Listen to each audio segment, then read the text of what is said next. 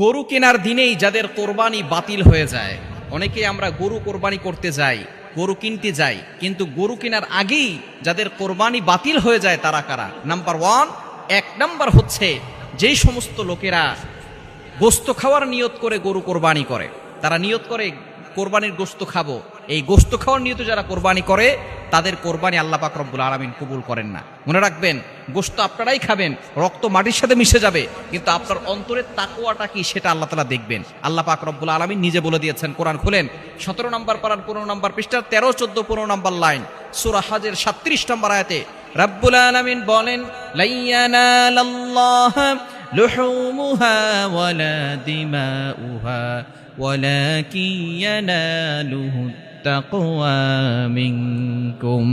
আল্লাহ পাক রব্বুল আলামিনের কাছে পশুর গোশত যায় না, রক্ত চায় না, শুধু যায় অন্তরের তাকওয়া।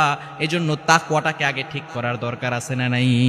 আপনার সন্তান যারা কোরবানি করছেন, আপনার সন্তানকে পরিবারের সবাই একসাথে বসে আপনারা পরিকল্পনা করবেন যে আমরা গোশত খাওয়ার নিয়তে কোরবানি নয়, আল্লাহকে সন্তুষ্ট করার জন্য কোরবানি করছি। এই বিষয়ে অবশ্যই আমাদেরকে খেয়াল করতে হবে। দ্বিতীয় নাম্বার হচ্ছে যারা লোক দেখানোর জন্য কোরবানি করে এবং লোক দেখানোর জন্য কোরবানি করে, তাদের কোরবানি আল্লাহ পাক রব্বুল আলামিন বাতিল করে দিবেন। 3 নাম্বার, যারা হারাম টাকা দিয়ে কোরবানি করে তাদের কোরবানি কবুল হবে না, আল্লাহ পাক রব্বুল আলামিন তাদের কোরবানিও বাতিল করে দিবেন। এই বিষয়ে আমাদেরকে অবশ্যই সতর্ক থাকতে হবে। লোক দেখানোর জন্য হারাম টাকা দিয়ে আমরা কোরবানি করব না, একমাত্র আল্লাহকে সন্তুষ্ট করার জন্য কোরবানি করব।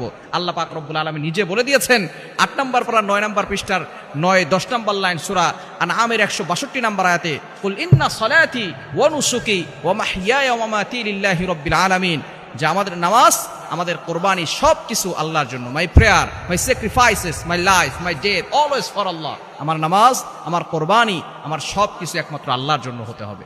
এজন্য আমরা কোরবানি আল্লাহকে সন্তুষ্ট করার জন্য দিব, আর না হলে কিন্তু কোরবানি বাতিল হয়ে যাবে।